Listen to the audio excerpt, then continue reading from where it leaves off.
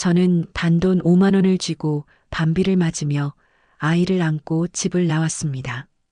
시댁 대문이 닫히던 소리와 시아버지의 차가운 눈빛이 아직도 귓가에 남아있죠. 남편은 제 편이 아니었습니다. 그날 이후 멈추지 않았습니다. 시장의 기름 냄새 속에서 버텼고 기회가 보이면 붙잡았습니다. 오늘 저는 회장이 되었습니다.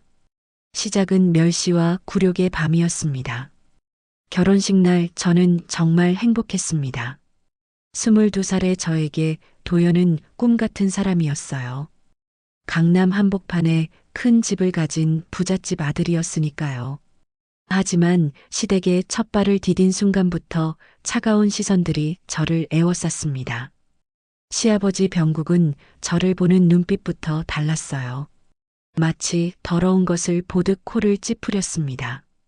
제가 인사를 드려도 고개조차 끄덕이지 않더군요. 그래도 저는 열심히 하면 언젠가는 인정받을 거라고 믿었습니다. 매일 새벽 5시에 일어나 집안 청소를 했어요.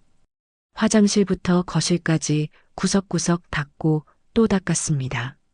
시아버지가 좋아하신다는 된장국을 끓이려고 요리책까지 사서 공부했죠. 하지만 아무리 노력해도 시아버지의 표정은 변하지 않았습니다. 어느 날 아침이었어요. 저는 평소처럼 된장국을 끓여서 상을 차렸습니다. 시아버지가 한 숟가락 드시더니 그만 숟가락을 탁 내려놓으셨어요. 맛이 없어서 먹을 수가 없다며 밖에서 아침을 드시겠다고 하셨습니다. 남편 도연에게도 회사 가기 전에 밖에서 먹으라고 지시하셨어요. 남편 도연은 아무 말 없이 고개만 끄덕였어요.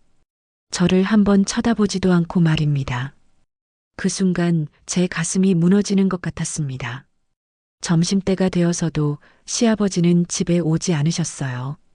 저는 혼자 라면을 끓여 먹었습니다. 눈물이 라면 국물에 떨어졌지만 참았어요. 날이 갈수록 상황은 더 악화됐습니다. 시아버지는 저를 투명인간 취급했어요. 제가 말을 걸어도 대답하지 않으셨고 심지어 저 때문에 화가 나면 도연에게 화를 냈습니다. 도연은 그럴 때마다 저를 원망스럽게 바라봤어요. 아버지 앞에서는 한마디도 못하면서 나중에 저에게는 아버지 기분을 맞춰드리지 못한다며 화를 냈습니다. 저는 억울했습니다. 무엇을 더 어떻게 해야 할지 모르겠더라고요.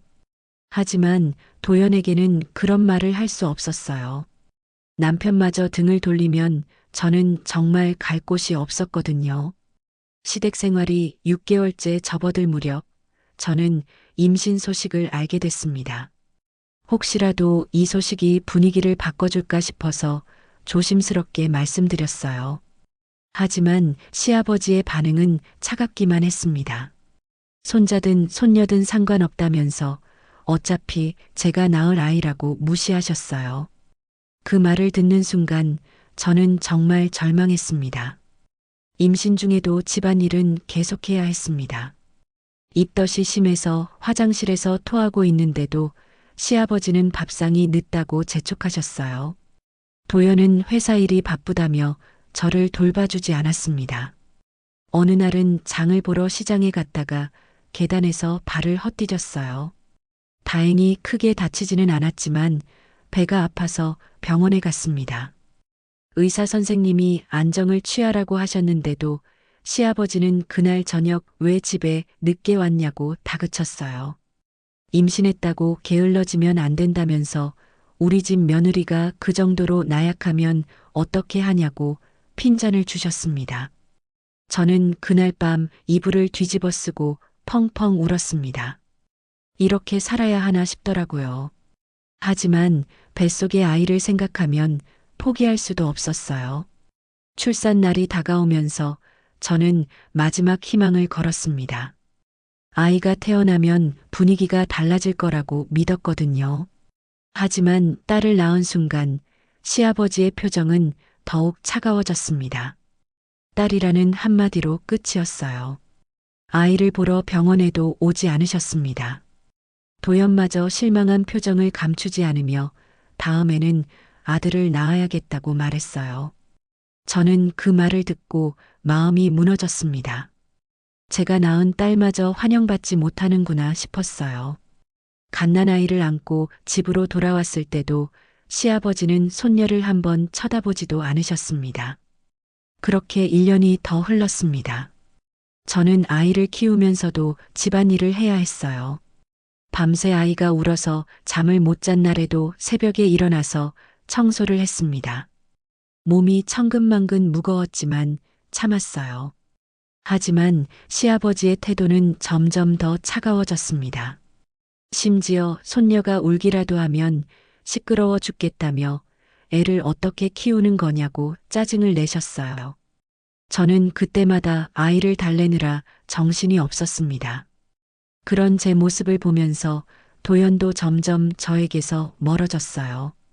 아버지 편에서 저를 비난하는 일이 많아졌습니다. 시아버지는 제가 집안을 이 모양으로 만들어 놨다며 도연을 질책하셨고, 도연은 그 화풀이를 고스란히 저에게 했습니다. 매일 반복되는 냉대와 무시 속에서 저는 점점 작아져 갔습니다. 처음에 품었던 희망은 산산조각 났고 남은 건 아이를 지켜야 한다는 절박함 뿐이었어요. 시아버지는 저를 한 번도 며느리로 인정하지 않으셨습니다. 그냥 아들이 데려온 불청객 정도로 여기시는 것 같았어요. 그러던 어느 날 저녁 드디어 폭풍의 전야가 찾아왔습니다.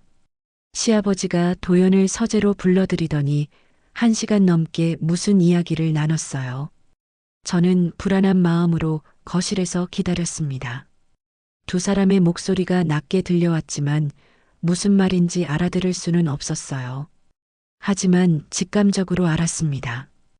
곧 모든 것이 달라질 거라는 예감이 들었거든요. 제 운명을 결정하는 중요한 이야기가 오가고 있다는 걸 느꼈습니다. 서재에서 나온 도연의 표정이 평소와 달랐습니다. 뭔가 결심을 굳힌 듯한 차가운 얼굴이었어요. 저는 가슴이 두근거렸습니다. 좋지 않은 일이 일어날 것 같은 예감이 들었거든요. 다음 날 아침 시아버지가 평소보다 일찍 일어나셨어요. 저는 서둘러 아침상을 차렸는데 시아버지는 한 숟가락도 드시지 않고 저를 쳐다보셨습니다. 평소에 저를 부르지도 않던 시아버지가 제 이름을 부르며 앉으라고 하셨어요. 그 순간 저는 온몸이 굳어버렸습니다. 시아버지의 첫마디는 간단했습니다. 이제 그만하자는 것이었어요. 저는 무슨 말씀인지 물어봤지만 이미 답은 정해져 있었습니다. 이 집에 맞지 않는다는 거였죠. 태생부터 다르다면서 저희 집안하고 시댁의 격이 다르다고 하셨어요. 제 머리가 하얘졌어요. 설마 했던 일이 현실이 되는 순간이었습니다. 저는 뭘 잘못했는지 말씀해 달라며 고치겠다고 애원했습니다. 하지만 시아버지는 고칠 문제가 아니라고 단호하게 말씀하셨어요. 그리고 도연도 동의했다고 덧붙이셨습니다. 그 말을 듣는 순간 제 세상이 무너졌습니다. 남편마저 저를 버렸다는 현실을 받아들일 수가 없었어요. 마침 도연이 방에서 나왔는데 저는 울먹이며 달려갔습니다. 정말 나를 버리겠냐고, 우리 딸은 어떻게 하냐고 물어봤어요. 도연은 제 눈을 제대로 쳐다보지도 못했습니다. 그냥 고개를 돌리며 이게 좋을 거라고만 중얼거렸어요. 제 목소리가 점점 커졌지만 도연은 대답하지 않았습니다. 그때 시아버지가 더 충격적인 말을 하셨어요. 아이는 여기 두고 가라는 것이었습니다. 제가 10달 동안 뱃속에서 키우고 밤새 우유를 먹이며 기른 제 딸을 두고 가라니요. 순간 제 머리가 핑 돌았습니다. 상미는 제 딸이라고 데려갈 거라고 말했어요. 하지만 시아버지는 애는 우리 집 핏줄이라며 제가 가져갈 권리가 없다고 호통쳤습니다. 저는 정신이 나갔어요. 아이를 품에 꼭 안고 절대 두고 갈 수 없다고 버텼습니다. 시아버지가 벌떡 일어나서 도연에게 아이를 빼앗으라고 소리쳤어요. 도연이 저에게 다가와서 상미를 빼앗으려고 했지만 저는 필사적으로 안고 있었습니다. 그때 상미가 갑자기 울음을 터뜨렸습니다. 아마 어른들이 소리 지르는 게 무서웠나 봐요. 저는 아이를 달래면서 흐느꼈습니다. 시아버지는 무자비하게 그만 징징거리고 애 놓고 꺼지라고 소리쳤어요. 저는 그 순간 결심했습니다. 이런 집에서는 상미도 행복할 수 없을 거라고 생각했거든요. 저와 함께 나가는 게 차라리 나을 것 같았어요. 상미와 함께 나가겠다고 말하자 시아버지는 비웃으며 한 푼도 못 가져간다고 했습니다. 제게 준 건 하나도 없으니까요. 저는 방으로 들어가서 짐을 쌌어요. 정말 가져갈 게 없었습니다. 결혼할 때 친정에서 가져온 옷가지 몇 벌과 상미 기저귀, 그리고 제 지갑에 있던 5만 원이 전부였어요. 짐을 다 싸고 나오니까 도연이 서 있었습니다. 저는 마지막으로 정말 이게 끝이냐고 물어봤어요. 도연의 대답은 미안하다는 한마디뿐이었습니다. 밖은 비가 내리고 있었어요. 3월의 찬비였습니다. 저는 우산도 없이 아이를 품에 안고 걸었어요. 어디로 가야 할지도 몰랐습니다. 친정으로 갈 수도 없었어요. 부모님께서는 제가 좋은 집으로 시집 갔다고 기뻐하셨는데 이런 꼴로 돌아갈 면목이 없었습니다. 더군다나 친정도 가난해서 저희까지 떠맡을 형편이 안 됐거든요. 비에 젖은 채로 1시간쯤 걸었을까요? 상미가 계속 울어서 가슴이 찢어졌어요. 아이도 배가 고프고 추울 텐데 어떻게 해야 할지 막막했습니다. 그러다가 지하철역 근처 찜질방을 발견했어요. 일단 하룻밤이라도 따뜻한 곳에서 자야겠다 싶어서 5만 원 중에서 1만 원을 내고 들어갔습니다. 찜질방 구석에 앉아서 상미에게 젖을 먹이면서 눈물이 계속 흘렀습니다. 23세 저에게는 너무 가혹한 현실이었어요. 앞으로 어떻게 살아야 할지 아무것도 보이지 않았습니다. 그날 밤 저는 잠을 한숨도 못 잤어요. 상미는 낯선 환경 때문인지 계속 울었고 저는 다른 사람들에게 피해를 줄까봐 아이를 달래느라 정신없었습니다. 새벽이 되어서야 겨우 상미가 잠들었어요. 저는 아이의 잠든 얼굴을 보면서 다짐했습니다. 어떻게든 이 아이만큼은 잘 키워야겠다고요. 비록 지금은 아무것도 없지만 포기하지 않겠다고 마음먹었어요. 아침이 되자 다시 현실이 닥쳤습니다. 남은 돈으로는 며칠도 버틸 수 없었어요. 일자리를 구해야 했는데 갓난아이를 데리고 일할 곳을 찾는 건 쉽지 않았습니다. 찜질방을 나와서 취업정보지를 사봤어요. 하지만 대부분 아이가 있으면 안 되는 일자리였습니다. 그나마 가능한 것은 시장에서 하는 일들이었어요. 점심때쯤 근처 시장으로 갔습니다. 여기저기 물어보니 포장마차에서 설거지를 도와줄 사람을 찾는다더군요. 하루에 2만 원을 준다고 했어요. 아이가 있어도 괜찮은지 물어보니 울지 않으면 괜찮다고 하더라고요. 저는 간절히 부탁드렸습니다. 정말 조용히 시키겠다고 제발 기회를 달라고요. 아주머니가 저를 불쌍히 여기셨는지 일단 해보라고 하셨어요. 그날부터 제 시장 생활이 시작됐습니다. 상미를 등에 업고 설거지를 했어요. 처음에는 서툴렀지만 점점 익숙해졌습니다. 밤늦게까지 일하고 나면 온몸이 아팠지만 참았어요. 한 달쯤 지나니까 다른 상인들도 저를 알아봤습니다. 힘든 일도 마다하지 않고 성실하게 일한다고 인정받기 시작했어요. 그렇게 조금씩 제자리를 만들어 갔습니다. 하지만 여전히 힘들었어요. 비좁은 고시원에서 상미와 함께 지내면서 하루하루를 버텨나갔습니다. 매일 밤 상미를 재우고 나면 창문을 통해 보이는 강남의 불빛들이 보였어요. 저 불빛 어딘가에는 저를 쫓아낸 시댁이 있을 거라고 생각하니 가슴이 쓰렸습니다. 하지만 동시에 분노도 올라왔어요. 언젠가는 반드시 성공해서 저를 버린 사람들에게 보여주겠다고 다짐했습니다. 그 다짐만이 제가 버틸 수 있는 유일한 힘이었어요. 시장에서 일한 지 3개월이 지났습니다. 매일 새벽 5시에 일어나서 상미에게 젖을 먹이고 기저귀를 갈아준 다음 시장으로 나갔어요. 포장마차 설거지부터 시작해서 채소 다듬기, 생선 손질까지 닥치는 대로 일했습니다. 손이 거칠어지고 허리가 아팠지만 참았어요. 상미를 등에 업고 일하다 보니 아이도 힘들어했습니다. 더운 여름날에는 땀에 흠뻑 젖어서 보채기 일쑤였죠. 그럴 때마다 가슴이 미어졌어요. 아이에게는 죄가 없는데 이런 고생을 시키고 있다는 생각에 자책감이 들었습니다. 어느 날 저녁이었습니다. 통닭집에서 설거지를 하고 있는데 상미가 계속 울었어요. 아무리 달래도 그치지 않더라고요. 손님들이 시끄럽다고 투덜거렸습니다. 통닭집 사장님도 난처한 표정을 지으며 저에게 오늘은 일찍 들어가라고 하셨어요. 저는 죄송하다고 연신 고개를 숙였습니다. 그날 일당을 다 받지 못한 채 집으로 돌아와야 했어요. 고시원 방에서 상미를 달래면서 눈물이 나왔습니다. 아이는 열이 있었어요. 병원에 데려가야 했는데 돈이 부족했습니다.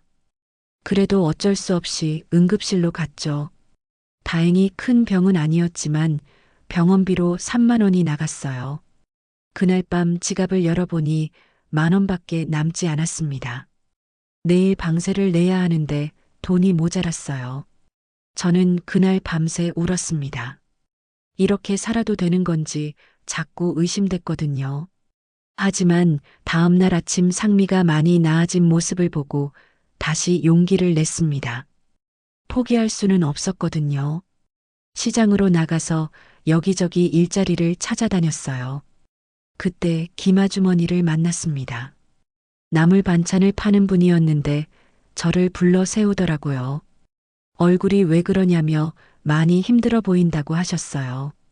저는 그냥 괜찮다고 했지만 김아주머니는 이미 다 아시는 것 같았어요.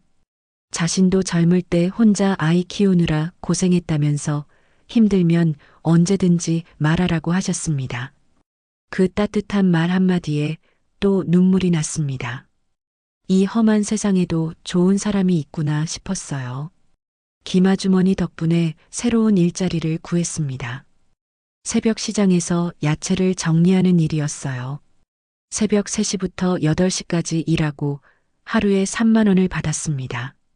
이전보다 조금 나아졌죠. 하지만 새벽 일이다 보니 상미를 혼자 놔둬야 했어요. 고시원 방에 혼자 재워놓고 일하러 나가는 게 너무 불안했습니다. 혹시 아이에게 무슨 일이라도 생길까봐 일하는 내내 가슴이 쫄깃했어요. 다행히 옆방에 사시는 할머니가 도와주셨습니다. 상미가 울면 달래주기도 하고 제가 일하는 동안 봐주시기도 했어요. 3개월쯤 지나니까 일에 익숙해졌어요. 야채 정리하는 속도도 빨라졌고 상인들도 저를 믿고 맡겨주시더라고요. 그래서 조금씩 일거리가 늘어났습니다. 하루벌이가 4만 원까지 올라갔어요. 그래도 여전히 빠듯했지만요. 어느 날 김아주머니가 저를 부르시더라고요. 혼자서 반찬 만들어서 팔 생각이 없냐고 물어보셨어요. 저는 깜짝 놀랐습니다. 저 혼자 장사를 한다는 생각은 해본 적이 없었거든요. 돈도 없는데 어떻게 하냐고 하니 처음에는 도와주겠다고 자리도 옆에서 하면 된다고 하셨어요. 김아주머니의 제안이 솔깃했습니다. 남의 일만 해서는 언제까지고 이렇게 살아야 할 것 같았거든요. 그날 밤 고시원에서 곰곰 생각해 봤어요. 상미는 제 품에서 잠들어 있었고요. 아이의 잠든 얼굴을 보면서 결심했습니다. 한번 해보자고요. 다음 날부터 김아주머니에게 반찬 만드는 법을 배웠습니다. 콩나물 무치기, 시금치 나물, 도라지 무침까지 하나하나 정성스럽게 가르쳐 주셨어요. 저는 메모까지 해가면서 열심히 배웠습니다. 김아주머니는 손맛이 있다고 칭찬해 주셨어요. 일주일 후 드디어 제 반찬을 내놓았어요. 작은 상자 하나에 콩나물 무침을 담아서 팔기 시작했습니다. 가격은 1,000원이었어요. 첫날에는 한 개도 못 팔았습니다. 사람들이 지나가기만 할 뿐 관심을 보이지 않더라고요. 저는 속상했지만 포기하지 않았어요. 목이 쉴 때까지 맛있는 콩나물 무침이라고 외쳤습니다. 그러다가 한 아주머니가 다가와서 하나를 사가셨어요. 제 손이 떨렸어요. 첫 손님이었거든요. 정성스럽게 포장해서 드렸습니다. 다음 날 그 아주머니가 또 오셨어요. 어제 그 콩나물 무침이 맛있었다면서 하나 더 달라고 하셨습니다. 저는 정말 기뻤습니다. 맛있다는 말을 들으니까 자신감이 생겼어요. 그렇게 조금씩 단골 손님이 생겼습니다. 김아주머니도 제 반찬을 칭찬해 주시며 손맛이 좋다고 이대로 계속하면 잘 될 거라고 격려해 주셨어요. 하지만 쉬운 일은 아니었습니다. 재료를 사고 반찬을 만들고 포장하는 모든 과정을 혼자 해야 했어요. 상미를 업고 하다 보니 더욱 힘들었습니다. 어느 날은 비가 와서 손님이 없었어요. 만들어 놓은 반찬이 다 남았는데 냉장고가 없어서 버려야 했습니다. 그날은 적자였어요. 김아주머니가 위로해 주시며 이런 날도 있는 거라고 너무 상심하지 말라고 하셨지만 속상했습니다. 재료비라도 건져야 하는데 그것도 못했거든요. 그래도 포기하지 않았어요. 비 오는 날에는 실내에서 할 수 있는 일을 찾았습니다. 반찬 종류도 하나씩 늘려갔어요. 시금치 나물, 도라지 무침, 고사리 나물까지 메뉴를 다양하게 만들었습니다. 3개월쯤 지나니까 하루에 2만 원 정도는 벌 수 있었어요. 적지 않은 돈이었습니다. 그래서 조금 더 좋은 고시원으로 이사했어요. 상미가 기어다닐 수 있을 정도로 넓었습니다. 하지만 여전히 힘들었어요. 새벽에 일어나서 반찬을 만들고 시장에 나가서 팔고 저녁에 집에 돌아와서 내일 준비를 하는 일상이 반복됐습니다. 상미도 점점 자라면서 손이 많이 갔어요. 혼자서는 도저히 감당할 수 없을 것 같았습니다. 그런데도 저는 버텼어요. 이 아이만큼은 잘 키워야겠다는 일념 하나로 말입니다. 매일 밤 잠들기 전에는 상미에게 속삭였어요. 엄마가 꼭 성공해서 너를 좋은 환경에서 키우겠다고요. 어느 날 저녁 상미를 재우고 나서 거울을 봤어요. 1년 전에 제 모습과는 완전히 달라져 있었습니다. 피부는 거칠어지고 손은 갈라져 있었어요. 하지만 눈빛만은 예전보다 강해져 있었습니다. 저는 그 모습을 보면서 생각했어요. 이제는 예전의 나약한 며느리가 아니라는 걸 말입니다. 시장 바닥에서 구르면서 강해진 저 자신을 발견했습니다. 매일 아침 일어날 때마다 다짐했어요. 언젠가는 반드시 성공해서 저를 무시했던 사람들을 다 놀라게 해주겠다고요. 그 다짐이 제가 하루하루 버틸 수 있는 유일한 원동력이었습니다. 지금은 작은 반찬 장사지만 이것이 제 성공의 첫걸음이라고 믿었어요. 반찬 장사를 시작한 지 6개월이 지났습니다. 이제는 단골 손님들이 제법 많아져서 하루에 3만 원 정도는 꾸준히 벌 수 있었어요. 상미도 돌이 지나면서 걸음마를 시작했습니다. 아이가 뒤뚱거리며 걸어다니는 모습을 보면 힘든 것도 잊어버렸어요. 어느 날 오후였습니다. 평소처럼 반찬을 팔고 있는데 정장을 입은 중년 남성이 제 앞에 섰어요. 처음 보는 분이었는데 반찬을 이것저것 사더라고요. 그런데 그분이 계속 저를 유심히 쳐다보시는 거예요. 뭔가 말하고 싶어 하시는 것 같았지만 그냥 가셨습니다. 며칠 후 그 남성이 또 오셨어요. 이번에도 반찬을 사시더니 조심스럽게 말을 건네셨습니다. 혹시 옷 장사에 관심이 있냐고 물어보시더라고요. 저는 깜짝 놀랐습니다. 갑자기 웬 옷 장사 이야기인지 모르겠었거든요. 그분이 자세히 설명해 주셨어요.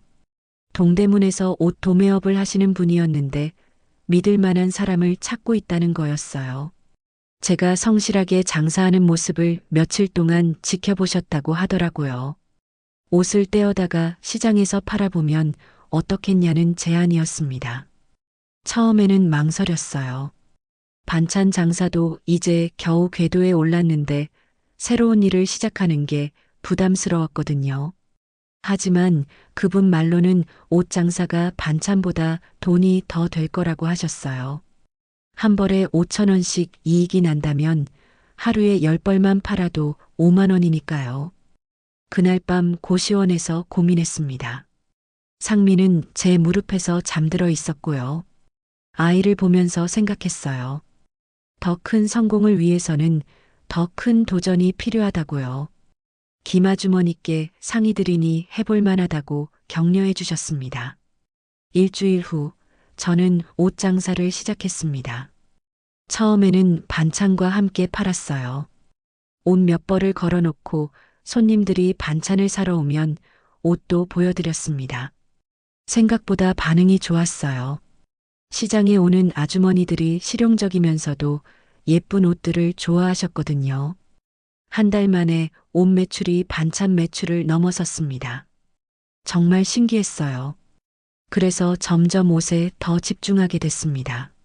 새벽에는 동대문에 가서 옷을 떼어오고 낮에는 시장에서 팔았어요. 상미는 김아주머니가 봐주셨습니다. 옷 장사가 잘 되면서 자신감이 생겼어요. 고객들이 어떤 스타일을 좋아하는지 파악하게 됐고 그에 맞춰서 상품을 선택하는 눈이 생겼습니다. 처음에는 그저 싸고 무난한 옷만 골랐는데 이제는 디자인과 품질까지 고려하게 됐어요. 6개월쯤 지나니까 하루 매출이 10만 원을 넘어섰습니다. 제 인생에서 이렇게 많은 돈을 번 적이 처음이었어요. 돈이 생기면서 상미에게도 좋은 것들을 사줄 수 있었습니다. 영양가 있는 이유식도 만들어주고 예쁜 옷도 입혔어요. 그런데 옷 장사를 하면서 새로운 기회를 발견했습니다. 단순히 남이 만든 옷을 파는 게 아니라 제가 직접 기획한 옷을 만들어서 팔면 더 큰 이익을 낼 수 있다는 걸 깨달았어요. 고객들과 대화하면서 그들이 진짜 원하는 옷이 뭔지 알게 됐거든요. 동대문 옷 도매상을 소개해준 그분께 상의 드렸더니 좋은 아이디어라고 하시더라고요. 작은 공장을 소개해 주셨어요. 거기서 제가 디자인한 옷을 소량 제작할 수 있다는 거였습니다. 물론 초기 비용이 들어가지만 성공하면 몇 배의 이익을 낼 수 있었어요. 저는 그동안 모은 돈을 모두 투자했습니다. 200만 원이라는 거금이었어요. 제 인생에서 가장 큰 도박이었습니다. 혹시라도 실패하면 원점으로 돌아가야 했거든요. 하지만 성공하지 않으면 영원히 이런 소규모 장사만 해야 할 것 같았어요. 첫 번째 옷이 나왔을 때의 감격은 잊을 수 없습니다. 제가 디자인하고 제가 기획한 옷이 실제로 만들어진 거였어요. 비록 간단한 원피스였지만 저에게는 꿈이 현실이 된 순간이었습니다. 상미에게도 입혀보니 정말 예뻤어요. 시장에서 그 옷을 내놓았을 때 반응이 폭발적이었습니다. 기존에 팔던 옷들과는 차원이 달랐어요. 디자인도 예쁘고 품질도 좋아서 고객들이 너도나도 사갔습니다. 하루 만에 50벌이 다 팔렸어요. 한 벌당 이익이 10,000원이었으니까 하루에 50만 원을 번 셈이었습니다. 그날 밤 상미를 재우고 나서 통장을 확인했어요. 처음으로 잔고가 100만 원을 넘었습니다. 눈물이 났어요. 시댁에서 쫓겨날 때는 고작 5만 원밖에 없었는데 이제 100만 원이 넘는 돈을 벌게 된 거였어요. 하지만 여기서 만족할 수는 없었습니다. 더 큰 꿈이 생겼거든요. 옷 장사로 번 돈을 모아서 부동산에 투자하고 싶었어요. 시장에서 만난 어떤 아주머니가 부동산 이야기를 해주셨는데 정말 흥미로웠습니다. 그 아주머니는 작은 상가 하나를 사서 임대를 주고 있다고 하셨어요. 매달 일정한 임대료가 들어오니까 안정적이라는 거였어요. 저도 그런 안정적인 수입원이 있으면 좋겠다고 생각했습니다. 상미가 자라면서 교육비도 많이 들어갈 텐데 월세 수입이 있으면 도움이 될 것 같았어요. 더 큰 사업을 위해서는 제대로 된 가게가 필요했습니다. 시장 좌판으로는 한계가 있었거든요. 1년 더 열심히 일해서 돈을 모았습니다. 옷 사업이 점점 커져서 이제는 여러 스타일의 옷을 만들어 팔았어요. 시장뿐만 아니라 다른 지역 상인들에게도 도매로 판매했습니다. 매출이 계속 늘어나면서 드디어 목표했던 금액을 모을 수 있었어요. 부천의 작은 상가를 임대로 얻었습니다. 월 임대료 30만 원이었는데 제게는 큰 부담이었지만 과감하게 결정했어요. 드디어 제 가게를 갖게 된 거였습니다. 가게를 열고 나니까 매출이 훨씬 늘어났어요. 지나가던 손님들이 들어와서 옷을 구경하고 사갔습니다. 시장 좌판에서는 상상할 수 없었던 일이었어요. 한 달 만에 월 임대료의 몇 배를 벌 수 있었습니다. 그렇게 저는 천천히 하지만 확실하게 성공의 계단을 오르고 있었습니다. 시댁에서 쫓겨난 지 5년이 지났지만 이제는 완전히 다른 사람이 된 것 같았어요. 예전에 무기력하고 의존적이던 며느리가 아니라 스스로 길을 개척해 나가는 사업가가 된 거였습니다. 가게가 궤도에 오르면서 저는 더 큰 꿈을 꾸기 시작했습니다.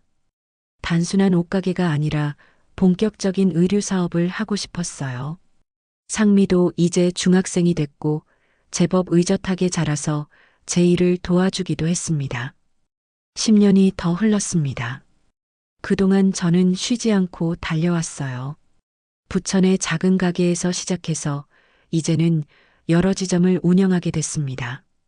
서울에도 매장을 냈고 제가 직접 디자인한 브랜드도 만들었어요. 직원만 50명이 넘는 중소기업이 된 거였습니다. 상미는 이제 대학생이 됐어요. 경영학과를 전공하면서 저를 많이 도와줬습니다. 어릴 때부터 제 곁에서 사업하는 모습을 지켜봐서인지 경영 감각이 뛰어났어요. 제가 놓치는 부분들을 콕콕 짚어주곤 했습니다. 그런데 어느 날 상미가 심각한 표정으로 저에게 말했어요. 아버지 쪽 소식을 들었다는 거였어요. 처음에는 듣고 싶지 않다고 했는데 상미가 엄마가 알아야 할 일이라고 하더라고요. 도연의 사업이 완전히 망했다는 소식이었습니다. 시아버지 병국도 몇 년 전에 뇌경색으로 쓰러져서 거의 식물인간 상태라고 했어요. 병원비와 간병비 때문에 집까지 팔았다더군요. 한때 강남의 부잣집이었던 그들이 이제는 전세방에서 근근히 살고 있다는 거였어요. 처음에는 별 느낌이 없었습니다. 너무 오래전 일이라 그런 것 같았어요. 하지만 며칠이 지나면서 묘한 감정이 들었습니다. 저를 그렇게 무시하고 내쫓았던 사람들이 이제는 몰락했다니요. 복잡한 마음이었어요. 그로부터 한 달 후 정말 예상치 못한 일이 벌어졌습니다. 회사 사무실에 도연이 찾아온 거예요. 30년 만에 보는 전 남편의 모습은 완전히 초라해져 있었습니다. 한때는 자신만만했던 그 사람이 이제는 고개도 제대로 들지 못하더라고요. 저는 침착하게 그를 맞았습니다. 사무실 소파에 마주 앉으니 정말 감개가 무량했어요. 도연은 한참 동안 말을 꺼내지 못했습니다. 입술만 떨고 있더라고요. 그러다가 간신히 입을 열었어요. 미안하다는 말부터 시작했습니다. 30년 전에 저를 지켜주지 못했다고, 아버지 말에 휘둘려서 가족을 지키지 못했다고 말했어요. 하지만 저는 그 말이 와닿지 않았습니다. 너무 늦은 사과였거든요. 도연은 계속해서 현재 상황을 설명했습니다. 아버지의 병원비가 한 달에 200만 원씩 나간다는 거였어요.